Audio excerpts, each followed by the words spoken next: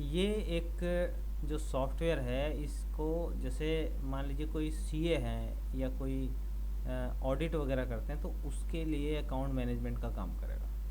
पहले हम इसको लॉगिन कर लेते हैं।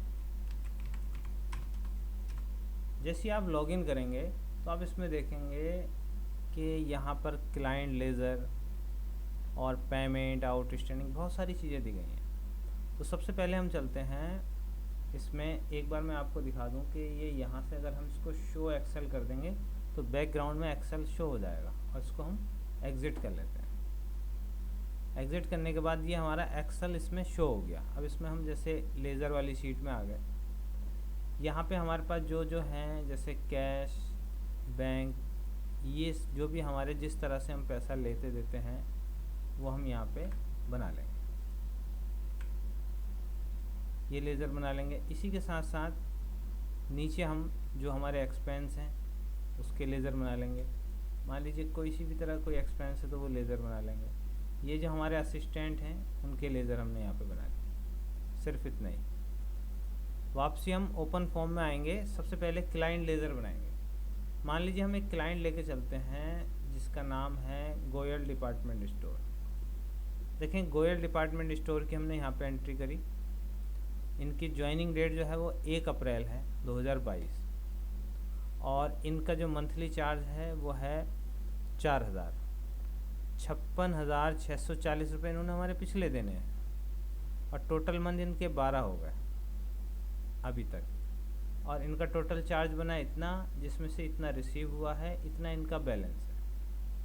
अब होता क्या है, इसी को हमने मैनेज करना है। जैसे हमने इस बंदे से कब कब पैसे लिए हैं वो हमें देखना है, या इसको कभी पैसा देना है। तो जैसे हम इस पार्टी को यहाँ से ले लेते हैं।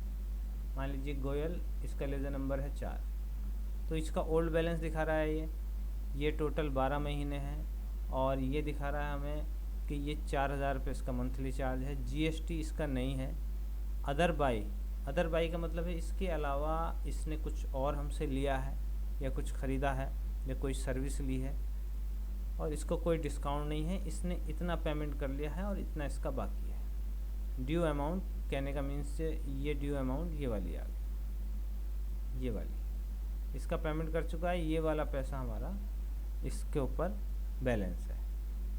अगर हम यहाँ से कैश लें और कैश को व्यू करें तो कैश में आप देखोगे यहाँ से कैश में जो जो ट्रांजैक्शन हुए हैं उनको व्यू कर रहा है। क्लियर कर देंगे तो ये सारे ट्रांजैक्शन दिखा रहा है। और हम इसको व्यू करेंगे तो ये अगर कैश की जगह हम एसबीआई को व्यू करें तो एसबीआई में इतने ट्रांजैक्शन हुए हैं। मतलब ये हमने इसमें एडवांस की एक कोडिंग की है जिससे ये डेटा रिफ्लेक्ट हो रहा है। और सबसे मेन बात ये है, अगर हम इसको क्लियर कर दें तो इसमें जो सबसे लास्ट में एंट्री होगी वो सबसे ऊपर आएगी। जैसे देख रहे हैं आप 31 मार्च, और इसी के अकॉर्डिंग ये नीचे चलेगा। पहले क्या होता था कि हम लिस्ट बॉक्स में मतलब लास्ट में जाना पड़ता था हमें किसी भी एंट्री को देखने के लिए। अब इसमें जो है ये हमारी शुरुआत में ही दिखाई देगी जो लास्ट एंट्री है। तो यहीं से हम पैसा रिसीव कर सकते हैं। भाई रिसीव कितनी अमाउंट कर रहे हैं, मान लीजिए इससे हम 10,000 रुपये अब रिसीव कर रहे हैं एसबीआई नरेशन, तो यहाँ रिसीव कर सकते हैं। और इसी को सर्च अपडेट करने का ये सारा दिया है इसमें। अच्छा, अब इसके बाद नंबर आता है पेमेंट का। पेमेंट हम किसे करते हैं, जो हमने यहाँ लेज़र बनाए थे उनको पेमेंट करते हैं। और यहाँ पे कैश, बैंक इस तरह से करते हैं। अब टू व्यू, जैसे मान लीजिए 1 तारीख से लेकर इतनी तारीख तक यहाँ पे पार्टिकुलर किसी भी सैलरी का कितना ओपनिंग बैलेंस, इतना डेबिट क्रेडिट कुछ नहीं हुआ, मतलब इस दौरान कुछ पेमेंट ही नहीं हुआ। अगर हम 22 कर लें तब देखें तो 22 का वो हमें टोटल दिखा देगा कितना पेमेंट हुआ, कितना बाकी बचा। इसी तरह से आउटस्टैंडिंग, जिससे हमने असिस्टेंट वाइज, जैसे इस असिस्टेंट के अंडर में जो बंदे हैं उनसे कितना कितना पैसा लेना है, वो डिटेल हमारे पास आ गई। इसकी किसी भी पार्टी की दूसरी स्टेटमेंट देखनी है तो वहाँ यहाँ से देख सकते हैं। और ये 4 नंबर वाला, इसकी स्टेटमेंट देखनी तो इसकी स्टेटमेंट आ जाएगी कि भाई इसने ओल्ड इतना था, ये पूरी डिटेल इसकी यहाँ पे आ गई। अच्छा, इसके बाद लेज़र रिपोर्ट। गोयल वालों का हमें एक डेट के अकॉर्डिंग देखना है या व्यू डिटेल करेंगे तो पूरा इसका चार्जेस का पूरी डिटेल के साथ बन के आ गया। सबसे पहली बात, ओपनिंग बैलेंस इतना था अप्रैल मंथ, मई, जून, जुलाई, अगस्त, सितंबर, अक्टूबर, इसी तरह से इसने यहाँ से लेके मार्च तक ये तो इसके अकाउंट में डेबिट हुआ, क्योंकि इसका जो भी चार्जेस था उसके साथ साथ इतना इसने पेमेंट कर दिया और इसी हिसाब से इसका पैसा बाकी है वो पूरी डिटेल आ जाएगी। अच्छा, इसके बाद ये रिसीव की एंट्री थी, यहाँ से हमने रिसीव किया था। और इसके बाद है कॉन्ट्रा। कॉन्ट्रा में क्या है, अगर आप अपने कैश में से अमाउंट इन कौन से अकाउंट में हो रहा, मान लीजिए हम एक्सिस सीए में कैश कुछ डालना चाहते हैं तो यहाँ से आउट हो जाएगा, यहाँ से इन हो जाएगा। ये मतलब किसी भी कैश या बैंक में पैसा आप ट्रांसफ़र कर सकते हैं आपस में। स्टेटमेंट जैसे अभी मैंने पहले आपको वहाँ से डबल क्लिक करके दिखाई थी। Client search and view data, जैसे किसी भी, ये सारे क्लाइंट हैं।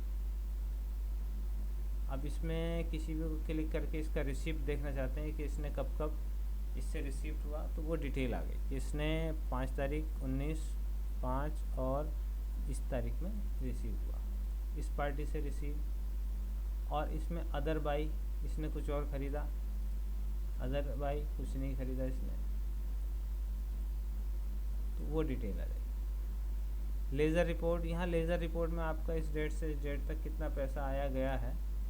मान लीजिए अगर हम इसको 22 कर दें 1 अप्रैल से, तो ये कितना पैसा आया गया है और कितना कितना टोटल बना है, ये सब यहाँ पे आ जाएगा। एक्सपेंस इतना हुआ और फीस रिसीव इतनी हुई, टोटल प्रॉफिट इतना हुआ।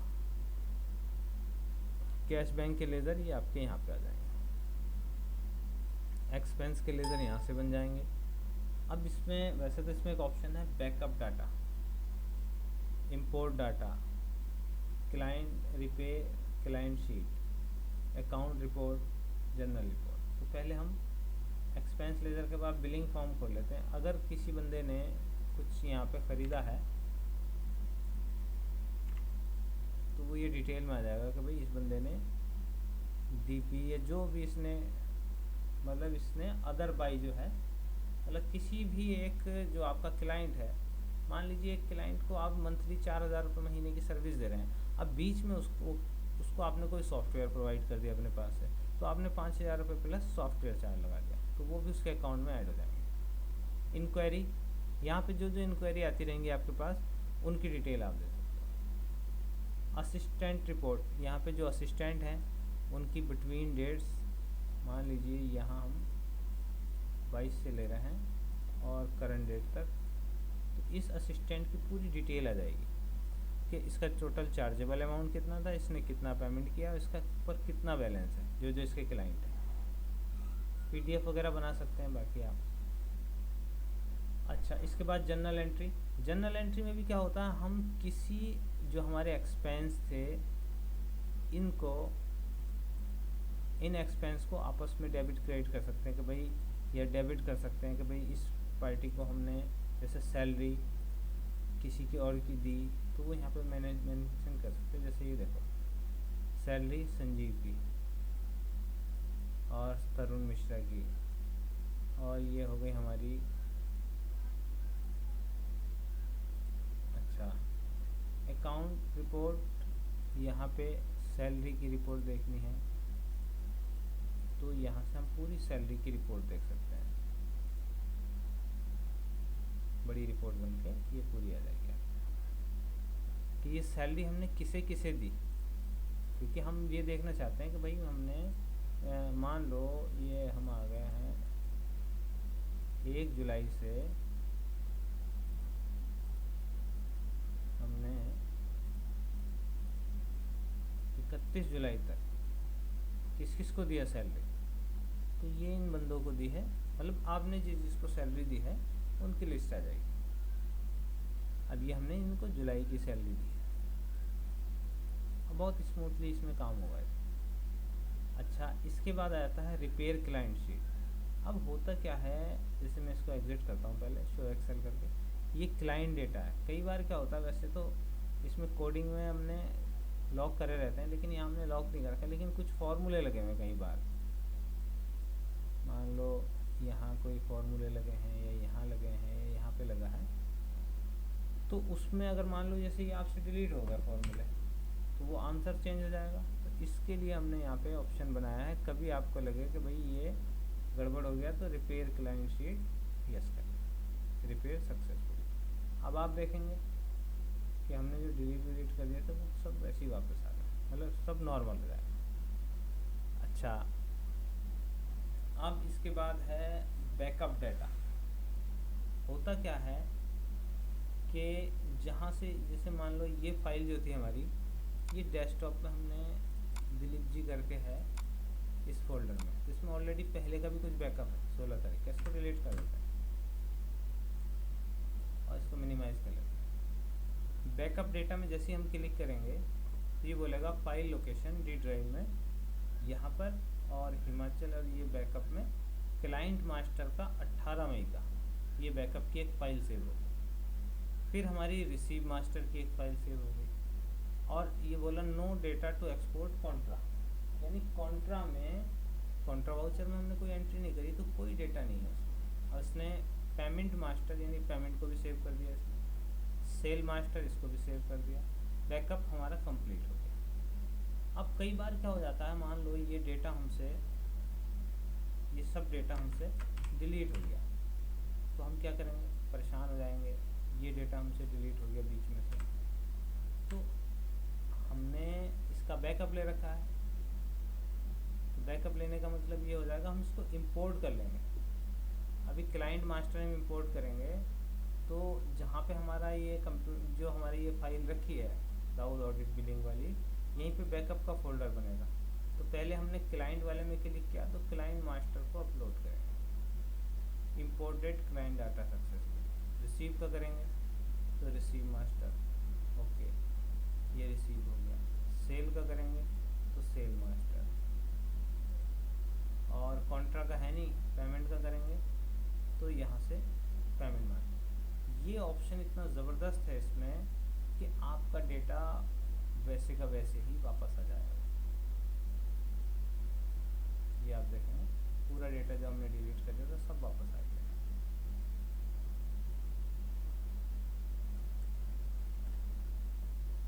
तो ये एक ऑप्शन जो है इसमें इस तरह से इसमें काम करता है। तो ये बैकअप और इंपोर्ट करने में बहुत ही ज़बरदस्त कोडिंग की गई है जो बहुत ही स्पेशल है।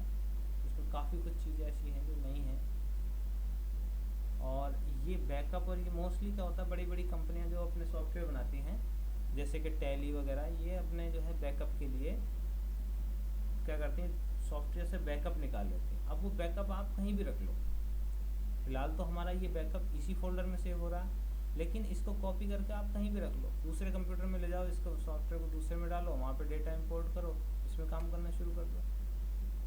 तो इसमें मतलब ये है कि कहीं से कहीं पे भी ये डेटा इंपोर्ट एक्सपोर्ट कर सकते हैं। और फिर ये भी है कि मान लो आपका कहीं से प्रोग्राम ख़राब हो जाता है या कोई भी ऐसी प्रॉब्लम आती, तो आपका डेटा सुरक्षित है, आप उसको कभी भी इंपोर्ट कर सकते हो। अच्छा लगे तो इसकी डिटेल मैंने आपको व्हाट्सएप में दे दी थी।